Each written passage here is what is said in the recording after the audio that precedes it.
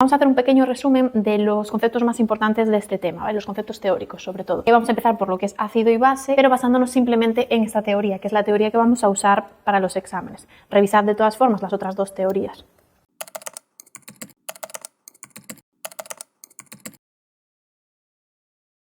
¿Qué es un ácido? Bueno, pues un ácido es una sustancia, una especie que va a ceder protones, pero a otra que pueda aceptarlo. Siempre va a haber dos sustancias, una que cede y otra que acepta. Por ejemplo, si tenemos el ácido acético, ¿vale?, que es el ácido etanoico, es un ácido y va a ceder un protón. ¿A quién se lo va a ceder? Pues en este caso al agua, que es la otra sustancia que tenemos en el medio. Importante, los ácidos orgánicos, como este, el protón ácido es el protón que acompaña a este oxígeno.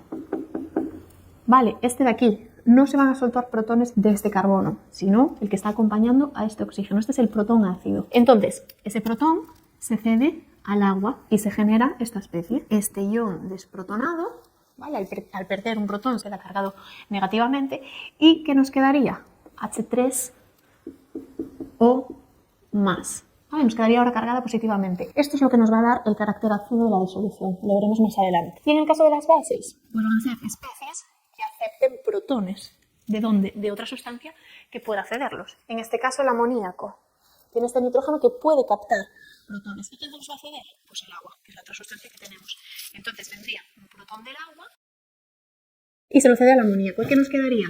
El ion amonio con carga positiva más, si al agua le quitamos un protón, nos quedaría un ion hidroxilo, un OH-, que es lo que nos dará el carácter base. Como veis, un ácido le cede a otra sustancia que acepta y una base es la que acepta de otra sustancia que cede. Entonces aquí, como una sustancia ácida necesita otra básica para reaccionar entre sí, se van a generar lo que se llaman pares conjugados. ¿En dónde? Este va a ser el ácido y aquí el agua estaría actuando como base, porque sería la especie que captaría los protones de una sustancia que puede cederlos, que es el ácido. Lo mismo que aquí, el amoníaco sería la base que acepta de una sustancia que en este caso sería un ácido. ¿Y qué se nos forma? Aquí ahora mismo esto va a ser una base, porque esta base podría aceptar protones y transformarse en el ácido acético. Y a esto, como proviene de este ácido, le llamamos base conjugada. Y por lo tanto esto va a ser un ácido conjugado, porque si desprende protones se transformará en esta. Es conjugado porque proviene de esta base y es un ácido porque tiene la capacidad de soltar protones. Y lo mismo aquí. Este sería el ácido conjugado que proviene de esta base y esta será la base conjugada que proviene de este ácido. Se produce un equilibrio, esto es muy importante. ¿Qué quiere decir? Que este ácido puede ceder un protón a esta base y dar lugar a estos productos, pero también puede ir en el sentido contrario. Es decir, esta base puede reaccionar con este ácido para producir estas sustancias. Y lo mismo aquí en las bases. Se forman equilibrios. Habrá unas situaciones cuando tengamos ácidos muy fuertes o bases muy fuertes en el que el equilibrio esté totalmente desplazado hacia la derecha, donde esté totalmente ionizado. Todo el protón que tenga lo suelta, pero lo veremos más adelante. Algo importante, ¿qué ha ocurrido aquí con el agua? En este caso está actuando como base, pero aquí está actuando como un ácido. Esas sustancias que pueden actuar tanto como ácidos como bases se les llama compuestos anfóteros. En función a quién se enfrenten, aquí el agua se está enfrentando a un ácido, entonces actúa como una base. Aquí se está enfrentando a una base, entonces actúa como un ácido.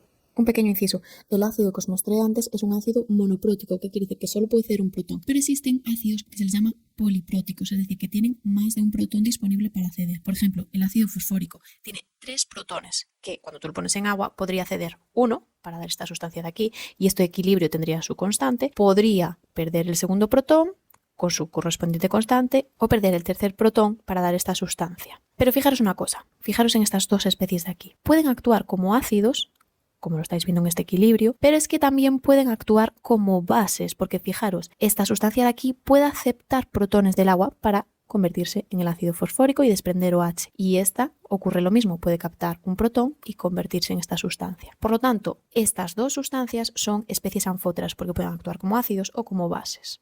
Hemos dicho que el comportamiento de estos ácidos o de estas bases en agua se trata de un equilibrio.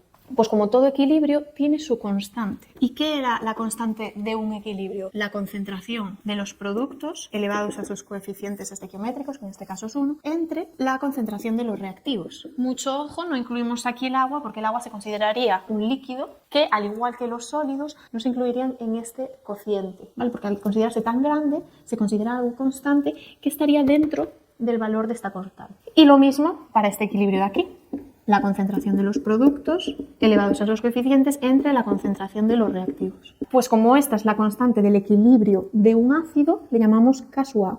Y como esta es la constante de un equilibrio de una base, le llamamos K sub B. La constante al final lo que nos marca es la fortaleza de ese ácido. Porque cuanto mayor sea este valor de constante, quiere decir que estos datos son grandes. Es decir, que tengo mucha cantidad de productos. Y eso quiere decir que está muy disociado. ¿Vale? Está muy desplazado hacia la derecha y tenemos poquito del ácido inicial. Eso ocurre cuando es un ácido fuerte. Ahora, cuanto más pequeñita sea esta constante, más débil va a ser el ácido, porque entonces voy a tener poquita cantidad de estos productos. Entonces el equilibrio va a estar más desplazado hacia la izquierda. Vamos a tener casi todo el ácido sin desprotonar. Entonces sería un ácido débil. Lo mismo ocurre con las bases. A mayor constante de basicidad, más fuerte va a ser esa base. Y tenemos una serie de ácidos y bases que son muy fuertes, que son extremadamente fuertes. Eso quiere decir que están totalmente disociados. Tenemos que saber cuáles son esos ácidos y bases fuertes. Los tenéis en las diapositivas, pero os los coloco aquí.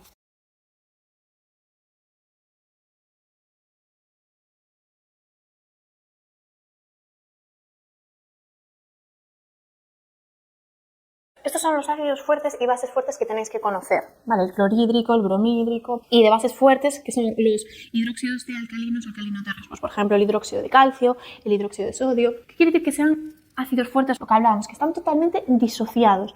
Entonces, en estos casos, ya no nos haría falta poner el equilibrio, ¿vale? Imaginaos que tengo el ácido clorhídrico en agua. Le cedo un protón y nos quedaría Cl- más H3 o más. Ya no hay retorno del equilibrio porque este ácido es tan fuerte que cede todo el protón que tenga lo cede. En el momento en el que entra en contacto con el agua, cede su protón y se generan estas dos especies.